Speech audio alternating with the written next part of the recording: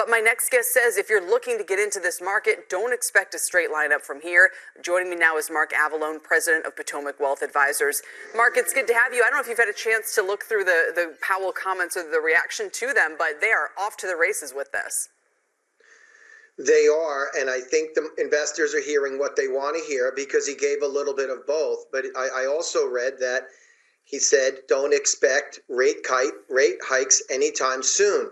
And I think after we had a Fed that was clearly too accommodative for well over a decade, to then have to fight with both hands very aggressively to bring inflation down, and then to expect in just a few months later they reverse course. The only way we see them doing that is if we have really bad economic news, so that is not a good ingredient for investors either.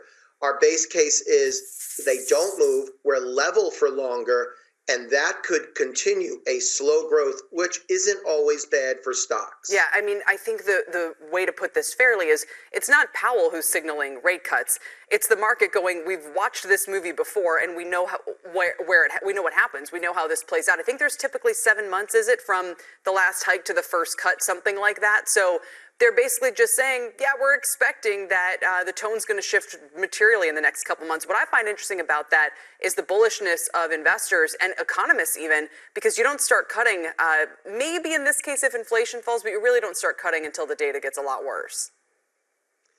That's right. And with a forward multiple at between 19 and 20 right now, you need a lot of earnings growth to justify the future value that investors are bidding up for stocks. And yet in the same breath, we're saying we're bullish on stocks because rates are going to drop, the Fed is going to ease. I don't think you can have it both ways.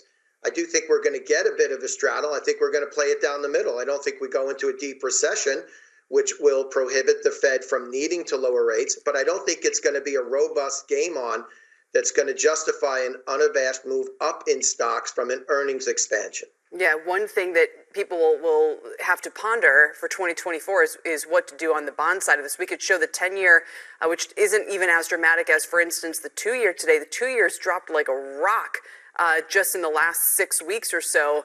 How does that change, you think, the relative attraction of stocks, or what people might be doing? Maybe they still find these bond levels attractive if they're better than what you'd normally get in a slowing economy.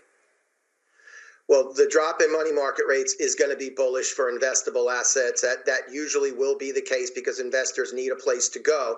I know I'm trying to wrestle a lot of money out of money markets, and people are just still too skeptical. There's a big pile of money there, and when it does, it will be bullish for stocks.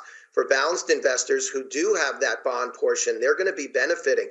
They're going to look at mid or even high mid-single-digit returns, and against an uncertain backdrop in equities, if you're finding your true risk profile, bonds, talking about high-grade corporates, maybe even some treasuries, you get a tax break in there.